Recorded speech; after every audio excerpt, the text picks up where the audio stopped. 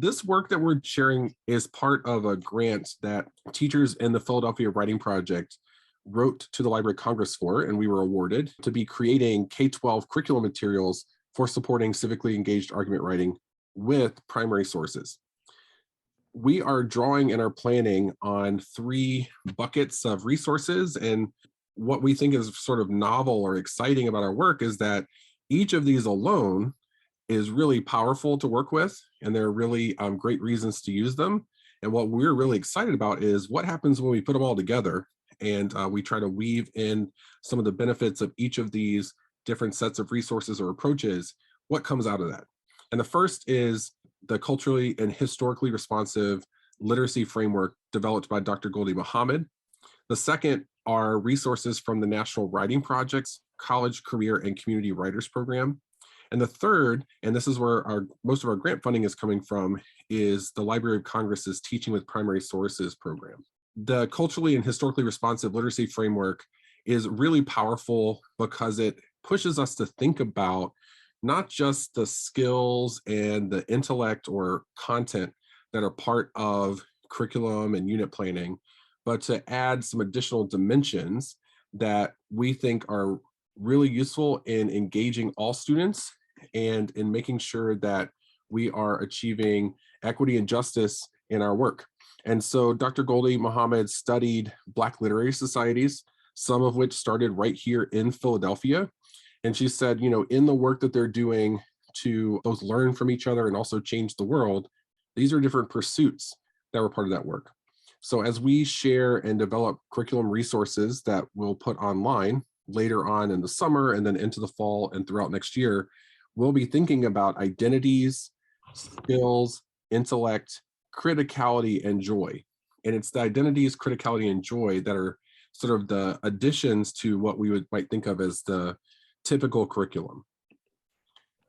From the National Writing Project, we've sort of taken a look at some of the approaches and some of the resources, and we try to pull out some stances that we think we can use to communicate with teachers and also with students about, like, what are some key things we should understand about argument writing. One of them is that, hey, there are arguments all around us. They've been going on for a long time. Unfortunately, or fortunately, depending on the topic, some of these conversations we've been talking about for too long, right? And there hasn't been enough change, but they are conversations in communities, and our students, many of them are already participating in those conversations. And so our work is to recognize that and support them as they jump in and say, okay, well, here's what I have to say about this in our community. Arguments are not simply pro and con. They're not simply for and against. There aren't binaries here. Often, if we're trying to find a solution or make some headway with an issue, there are multiple perspectives. There are multiple nuanced claims that we can make. There's not one way, or there are not two ways to see an issue. So we really want to highlight and surface multiple perspectives and recognize, like, which perspectives are we not hearing enough from? And that can guide some of the research that we do as scholars in the classroom. And then finally, and importantly, there are some moves that we can make as writers that we can pick up and learn, and we can learn from other writers who do these moves. And so we're drawing on resources to help us make nuanced claims, to connect our claims to evidence, and to rank and sort evidence. And all of these resources are developed by teachers across the National Writing Project. These are just some of the places that you could go for both resources and teaching ideas from the Library of Congress. And it's really exciting. There are so many different places to go. Sometimes it's hard to know where to start. There is a TPS Teachers Network where you can go and have discussions with other teachers about primary sources. And then there are additional places like the American Archive of Public Broadcasting and Congress.gov, where you can find even more and often more contemporary primary sources. So I also want to take a step back and say there are a lot of different initiatives or curricular ideas for supporting argumentation, and all of them are great. Ours is a very particular kind of argumentation that we're trying to support. And of course, many of our slides here are drafts. So this is a draft slide. So if you have feedback on this, let me know.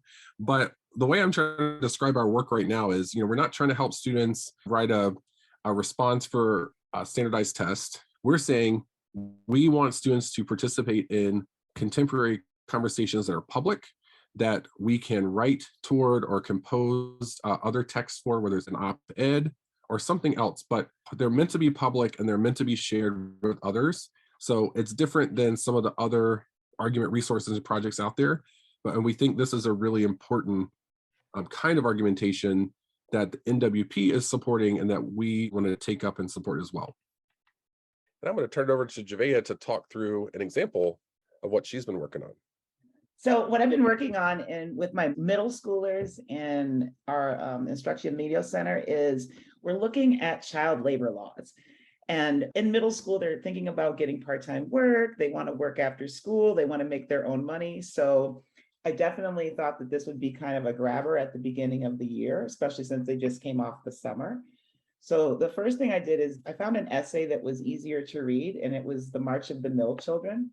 And it was just an overall of what had happened, how children were working, and they were like as young as 5. And that really struck a chord with the middle school. From there, we also looked at another article, which was the Women Champion for Reform in the late 19th and 20th centuries. And I was able to get that from News ELA, which is a free resource for teachers. And there it gave not only some additional information about Mother Jones, but some other activists during that time period. So we had some more where we're thinking about this. And then the last piece that I had gotten was this children's book, which is Mother Jones and Her Army of Mill Children. The best thing about this book is that it is written from the perspective of Mother Jones. And what it does is really shines through her sass and her personality and her ability to really champion for the children. And the kids were able to really pick up on that. I just read a few because they were older. I only read like 3 or 4 pages just to get them hooked. And then that let them look at it at their leisure. So that's where we started, just to have background and to know what we're talking about. One of the reasons it's so important is because this happened in Philadelphia, and they marched from Philadelphia to New York. So it gave us a chance to think about how long that would take. We were able to discuss if they could do it. And the other thing was that a lot of the early child workers worked in mills and also in the mines. And the mines are very heavy here in Pennsylvania. I chose some pictures that in our curriculum at our school, we do quite a bit of notice and wondering. So if I was working with an early elementary or kids that hadn't had the curriculum as long, then I usually would start with this picture because it gives the kids a chance to notice what's happening and wonder and maybe get some questions going. But by the time I hit middle school with the students that I'm working with, they have done this quite a bit, so I don't have to put it at the forefront. I find it more effective for them to get a written article first because they feel like they're older and they're done with notice and wonder. And then like afterwards, we'll take another close look at this picture and do some talk around it. On the left-hand side is the Breaker Boys. Those are the boys that were the coal miners. And then on the right-hand side is a picture of 3 girls. And what they wanted to find out was who were these actual children. And it was like almost a research and a mystery that the article did. And they found out that it was a real person, obviously, but she had to quit school in 2nd grade. So we wanted to bring it to the now, to what's going on currently. We know that Mother Jones did all of this work to establish labor laws, but what are they today? So I went to the Pennsylvania Child Labor Laws, which is actually on the Pennsylvania Department of Education website. And with that link that's on there, it goes straight to almost like the FAQs. And it's very clear and it gives excellent direction for kids at that age to be able to understand what they need to do and what their allowances are for their age and for when they're participating in school. Then I wanted to also let them know that we have a luxury almost, because in other countries, there are not as many laws and their children are still working dangerous jobs like it's still in the early parts of the century during Mother Jones' time. I found this article that was from UCLA, and it was about international child labor. It has a wonderful map that they were able to visualize, and also then an article that went with, and it named specific countries where this is still going on. It was also written in 2019, which I asked them, did they feel like that was recent? And they told me no. So I guess perspective is a thing. I think, well, actually, it's a little more recent than you think. So that's where we brought it now. So our question is, what age should minors be able to work? And then what jobs should minors be allowed to have? So I want them to answer this question. These are two sample pieces of writing, and it's the beginning of their argumentative work. And this is just our rough draft to start. And from there, my goal is for them to have a conversation amongst themselves and then be able to do that with small groups. Javea, I was curious if you could mention really quickly some of the concerns students raised about maybe some work they did this summer. Yes, thank you for reminding me. Right away, when we started the exploration, I had several children that were very concerned that the law was coming for them because they had babysat this summer. And they were like, oh no, but I did babysitting. And then I'm not supposed to, I'm too young. And I said, well, it's a little different. You have to fill out a little paperwork. So you don't have to be as worried. But what they consider to be jobs that are light work and jobs that are dangerous are very different. And that's where the debate's coming in, because some kids are like, oh, it's an easy job to scoop ice cream. Yes, but at the ice cream parlor, there's chemicals. Is it okay for you to be able to use those chemicals? And that's where the back and forth is going. And they're really exploring the topic a little bit more. Yeah, there are a lot of great things that stand out to me. I love when you talk about this unit that you're doing. And one of the things that stands out to me is that there's not just one side to this debate, right? It's not a pro con necessarily. You really are getting into the nitty gritty of like what kinds of jobs and what aspects of the jobs and things like that. So students are really asked to take complicated and nuanced positions. Right. I also find it interesting that several of the children have the same reasoning for wanting to have a job that they did in those early part of the years. They're like, well, people should contribute to their household. They're very strong about that. And I've never, to this point, no one has ever been like, what do you mean? They've just, and they've been very mature about it. And there's been a lot of nodding and acceptance of that fact. Yeah, thank you for that. I'm also thinking about how brilliantly you've woven together these different kinds of texts, right? You've pulled together picture books, you've pulled together secondary sources, ones that are leveled texts. You're thinking about, is it an easier piece to read?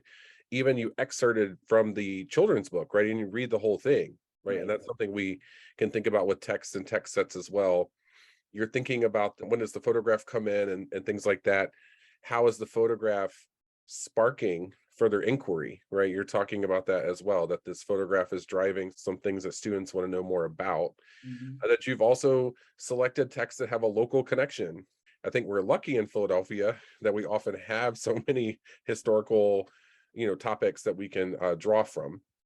And also that you've pulled in things like infographics and that you have gone to sources that are reputable and reliable because that's what you do as an educated adult, right? And so really exciting to look across this text set that you've put together and think through all the moving pieces that are sort of unspoken, like work that you just do, right? Because you're a knowledgeable teacher. And that's the kind of thing that we want to talk through tonight. We want to surface some of the strategies that you might use to create a text set and also learn from you around some of the things that you might do when you create a text set.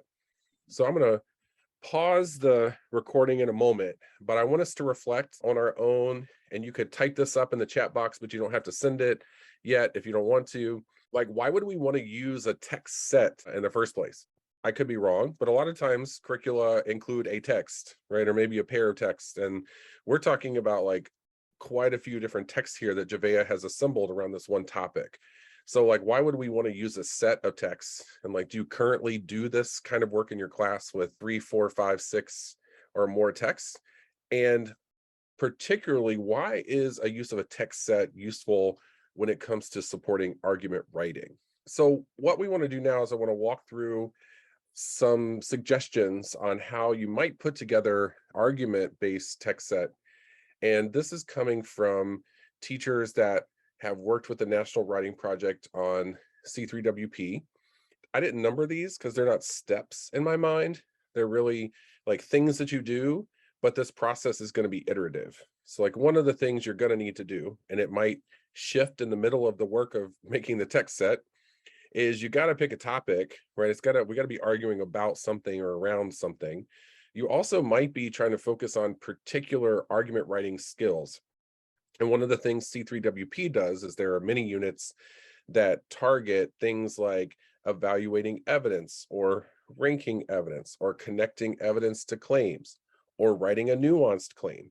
Those are all separate sets of skills we might recognize that students need support with as we read their writing. There's a using sources tool from the National Writing Project that helps us look at student writing and figure out where could we go next in supporting them in deepening their skills. So we're definitely going to need to pick a topic like Javea did with child labor and develop particular skills that we want students to have. And in many cases, it might be having students write a claim and support it with evidence. We're also going to need to figure out what our keywords are when we're searching for texts. And one thing that we've uncovered in previous webinars for teaching with primary sources is if we're looking at historical texts, sometimes the terms that get used, so if we're looking at like Japanese internment camps, this came up in one of our webinars, we might not search for the word internment if we're looking at historical newspapers because that wasn't the word that was used at the time. So we want to think through when we're searching for our text, are we searching more modern things? Are we searching historical databases and archives? And what kinds of keywords would we need if we're going to be searching? In Javea's case, I'm just assuming, right? You're searching Mother Jones, child labor and Philadelphia, Yeah. right? Like things like that. I don't know, were there any, I'm putting you on the spot here. Were there any No, other? go ahead and put me on the spot because Mother Jones, yes. When you put in child, if you put in child minors, you get children of minors. If you put in child labor, you'll get some rules and regulations. So then you kind of got to do a little dance around to find what you need. Cool. So like doing that, and that, again, that's iterative, right? Once you find a source, you realize there are some terms in that source that you can turn around and use when you're searching. There's this like curation of texts, and the curation, I think, starts with just kind of collecting, just like looking for, are there a range of formats? Is an infographic helpful, right? Because maybe data is really useful. Are there maps? Are there photographs? Are there videos? And then also what's really important from an argument writing perspective is getting a range of viewpoints. So it might not be that there's a pro con. Hopefully there are a range of viewpoints on any topic that you're looking at, and the texts you pull are going to address or come from those different viewpoints. And in doing this, you're going to have more than you're going to wind up using, of course, but you really do want to have, a good set to work from. Also, don't feel obligated to use the whole text, right? If you find a text, it might be that there's a particular viewpoint in a text, like someone's quoted in a longer piece, and you really just want to pull out that viewpoint, and you could put a series of viewpoints all in like the same document or on different cards, right? Especially if you're thinking about sorting or ranking evidence, you might just be pulling an excerpt from a more complex text. And so really, as you're searching, think about not just the text as a whole, but is there a piece of this that I can pull out and have students focus in on it because it's getting us to those viewpoints that we care so much about. We also might want to consider, are there certain photographs or images and things that are best suited for classroom use and maybe some that aren't? One of the resources we're going to share tonight comes from the Library of Congress, and they have developed a tool to help you think through what we might do when we're searching for primary sources. If you think about things like length, it might be that an excerpt is appropriate.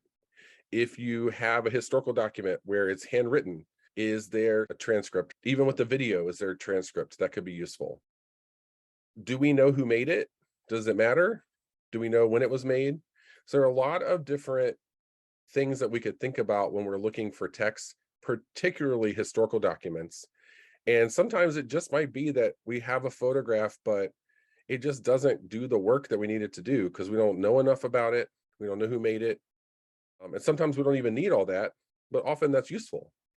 And so there are even more blog posts here that explain or go into detail about each of these different dimensions of what you might think about when you're selecting a primary source. So this will be a resource that we share with you tonight. And I think it's super useful in helping us think through particularly what we do and what we should do with historical documents. So finally, or again, not final because it's not totally in order. Again, this is all iterative, but there's this work of sequencing the text, right? What do you introduce first? How can, after we introduce the topic, how can we then support, expand, deepen the work that we're doing and show multiple viewpoints? And I think that's really important. And one thing that Javea mentioned that is really important to think through with her younger students and you correct me if I'm wrong, Jabea, I think you talked about starting with the photograph because that entry point is maybe a little easier for emerging readers. It also, they're not used to noticing and wondering as much. And so you want to support those habits. But with your older students, they've done a lot of that routine. And so it didn't make as much sense to start with that because they're sort of naturally approaching photographs that way. But starting with a piece of text that makes them feel like older learners and moving from there is really important. So you're doing that work of thinking through which text am I going to use when? And I don't think there's one way to do this, but that's certainly something we should think about. Some other things that we want to share tonight, and you certainly can help us add to this list. Where can we go for texts? Of course, there are many places to go, and we just go to Google, but it's also nice to go to places where you know that there are some pretty trustworthy and useful things. So the Library of Congress, if you're looking for historical primary sources, certainly we encourage you to go to the Library of Congress. And the Library of Congress has some separate web portals that you probably could explore if you're not familiar with them.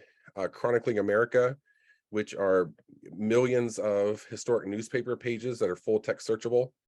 Congress.gov, looking at current legislation, proposed legislation as a text that we could investigate and dig into. And then also the American Archive of Public Broadcasting, that is a place where you can go and find current news articles. Of course, you could go anywhere, but it's just a great place that's connected to the library.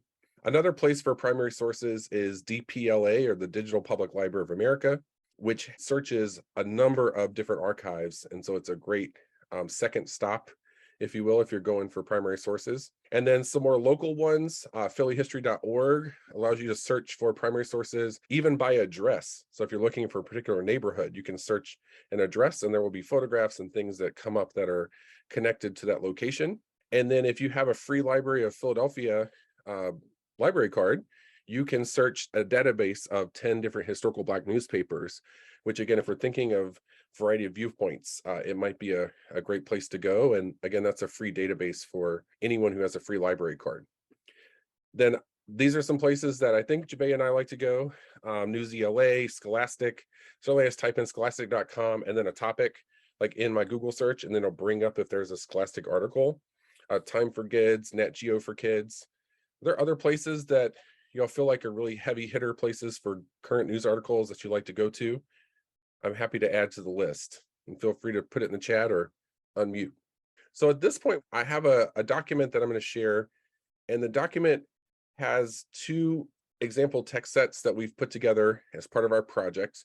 You're welcome to look through those and think about how and why we might have selected those texts. Jabea, I don't know if you want to speak really briefly about what some of your students have said about this topic when they've engaged with the set.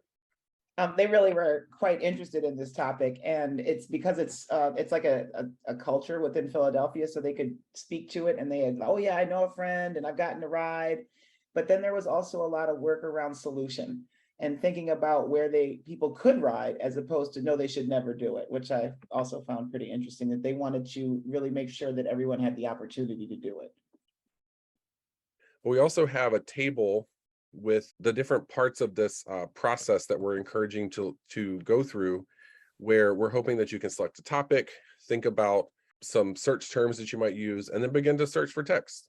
And if you're not at the sequencing part, that's fine, but it might be something that you also take some time to do as well. The last thing I'll point out at this document, and these resources are adapted from a text sets course from the National Writing Project. And if you go to nwp.org/courses, then you can see all of the argument writing courses from the National Writing Project.